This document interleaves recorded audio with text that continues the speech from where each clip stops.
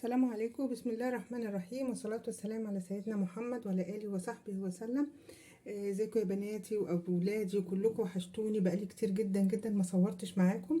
لكن راجعلكم فيديو مهم جدا، يا رب يا رب كلكم تسمعوه. والكلام طبعا موجه لاولادي وبناتي اللي في الثانويه العامه. تعالوا معايا شوف انا عملت ازاي الفاصوليا والرز بالشعريه، واتكلمت معاكم في كلمتين كده، يا رب يا رب كلكم تستفادوا منها. يلا بينا نشوف الفيديو. بسم الله الرحمن الرحيم، والصلاة والسلام على سيدنا محمد وعلى آله وصحبه وسلم. هنعمل مع بعض النهاردة الفاصوليا الخضراء. طريقتها سهلة وليها أكتر من طريقة، بس أنا هقول لكم على الطريقة المظبوطة بتاعتها اللي بتخليها في منتهى الجمال. معلش أنا بس الخطوة الأولانية اللي هنا ما صورتهاش معاكم، بس هقول لكم عليها بسرعة. جبت بصلتين كده اهوت متوسطين، قطعتهم وشوحتهم مع معلقة سمنة، وحطيت معاهم قرن فلفل زي ما هو صحيح، وفصين من الثوم زي ما انتم شايفين كده برضو، مش دقاهم ولا حاجه. ادي قرن فلفل. وشوحت معاهم اللحمه، كميه اللحمه اللي موجوده عندك بقى ايا كان، نص كيلو ربع كيلو اللي متاح ليكي. ممكن كمان تحطي لحمه مفرومه لو ما عندكيش لحمه او فراخ ايا كان. وحطيت عليه عصير الطماطم، وهبتدي ازوده ميه سخنه من الكاتل كده اهو. دي خطوه مهمه جدا عشان اللحمه تستوي. انا بحب اسويها كده اهو، مش بحب اسلقها الاول.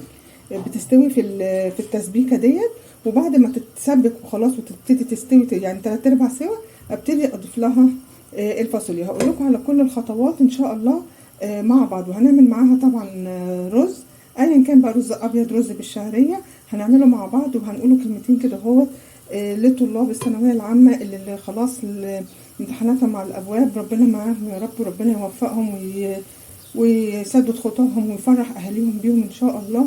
واهم خطوه طبعا في الكلام ده كله، لان طبعا الفاصوليا كلنا عارفين بتتعمل ازاي، بس انا يعني الهدف من الفيديو بتاعي اللي انا كنت عايزه اقول لكم كلمتين مهمين، ان احنا نهتم قوي قوي قوي بالطلاب بتوعنا اليومين دول. نبتدي بقى نغذيهم اكتر طبعا عن الفتره اللي فاتت، نهتم بنفسيتهم، لان اللي فات كله كوم، والاسبوعين اللي جايين كوم تاني. يعني نقف معاهم ونقف في ظهرهم، وربنا يسدد خطاهم ويفرحنا بيهم. هنضف الفاصوليا وارجع اكمل كلامي معاكم. خلاص كده حبايبي، زي ما انتم شايفين التسبيكه خلاص قلت خالص. بعرف ازاي واللحمه استوت؟ انا طلعتها على جنب. شايفين السمنه والزيت بتاعها طالع على الوش، وطبعا الكميه نفسها قلت. في الوقت ده هبتدي اسقط الفاصوليا. في طريقه تانية، ان انت طبعا لو انت مش هتعملي لحمه معاها، بتسبكي اللي بتحمري البصلايه وتحطي الفاصوليا تاخد تشويحه مع البصله.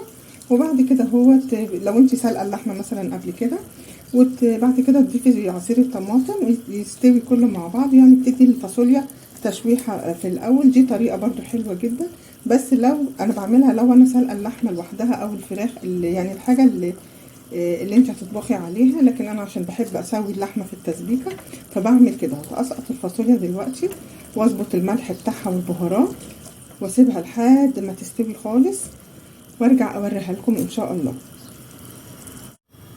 خلاص كده انا نزلت كل الفاصوليا. هبتدي اضيف لها الملح. نسيت اقول لكم انا حطيت لها نص معلقه سكر. بحب دايما احطها مع اي حاجه فيها طماطم. فلفل اسمر انا حطيت طبعا مع تشويحه اللحمه، بس برضو بحب ازود دلوقتي. وهسيبها كده هو تتسبك زي ما انتم شايفين شكلها.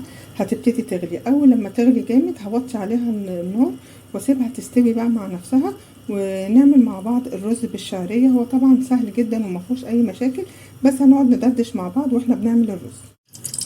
هنبدا نعمل مع بعض الرز بالشعريه. اول حاجه جبت حله على النار، وحطيت فيها كميه من الزيت مع معلقه سمنه او زبده او زيت بس اللي موجود عندك. وهبتدي احمر الشعريه.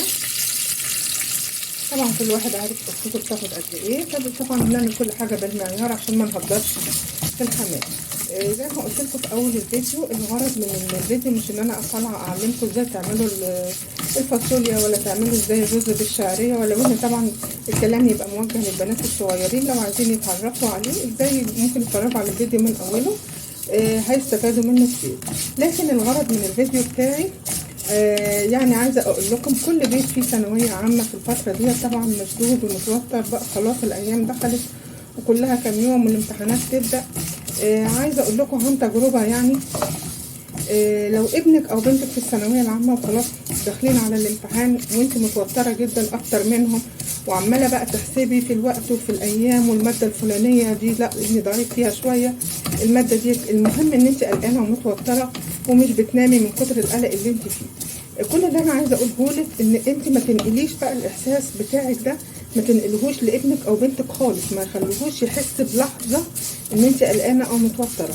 بالعكس، ان انت تضفي له في البيت روح حلوه، وروح كده هو تهدي منه وتتعاملي معاه عادي خالص على انها كل شيء عادي، وانت ضعيف في الحته الفلانيه دي ناقصاك، يلا نبدا نذاكرها مع بعض، يلا نبدا نشوفها مع بعض، طب تعالى الحته الفلانيه دي انت دايما بتنساها، تعالى نفكرك بيها بحاجه، وتجيبي له اي اسم كده تشبطي له، يعني زي ما تقولي ايه، تركبي له اسم كده معين عليها، بحيث ان كل لما تيجي له الحته الفلانيه هيفتكر من الاسم اللي انت قلتي له عليه، او من يعني ايه، انا دايما بعمل كده مع اولادي، الحته دي بتنساها، طب تعالى نفتكرها بكذا كذا كذا، او نسميها اسم معين. المهم ان انت تحاولي تقفي جنبه بطريقه ما توترهوش وما ترهقهوش وما تتعبهوش، لان خلاص اللي ذاكر من اول السنه، واللي تعب خلاص، ودلوقتي فاضل ان احنا خلاص هنجني ثمرة تعبنا كلنا مع بعض بالنسبة للأسرة كلها اللي متكاتفة عشان طالب الثانوية العامة اللي موجود عندها.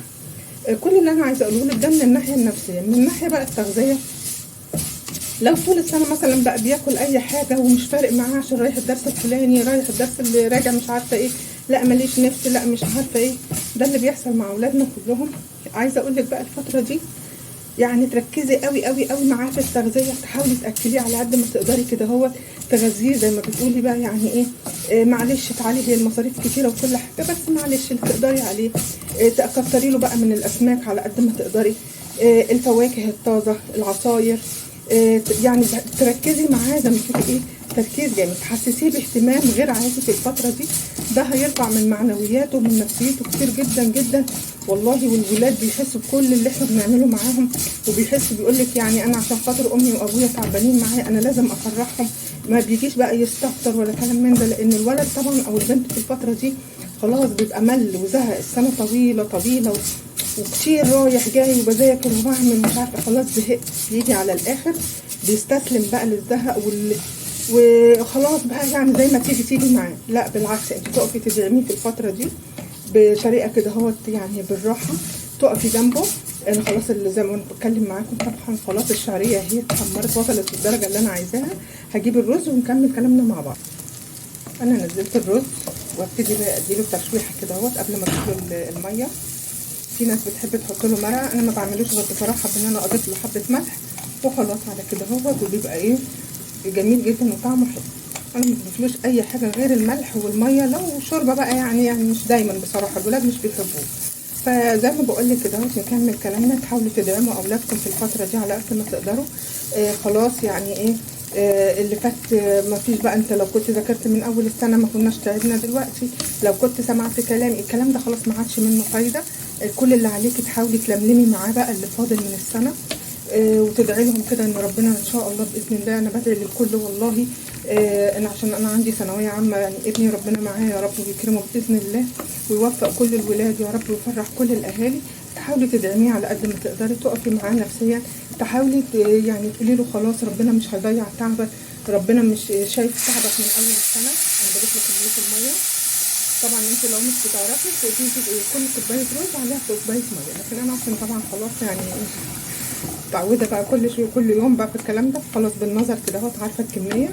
هزود له بقى شويه تاني، خلاص زي ما دايما اقول لكم، يا دوبك ارتفاع عقله كده اهوت فوق الرز، خلاص كده اهوت هسيبه اول لما يغلي، هبتدي اهدي عليه النار، تدعي له كده اهوت وربنا يوفقهم. كل يوم كده هو رايح الامتحان تقومي كده اهوت وتقعدي معاه وتحضري له فطار كويس، وتدعي له دعوه كويسه كده اهوت، وتصبريه وتهدي منه كده اهوت، وان شاء الله باذن الله ربنا هيكبرهم ويفرحنا بيهم باذن الله. استنوني بقى اما اخلص الاكل خالص واوريه لكم في النهايه.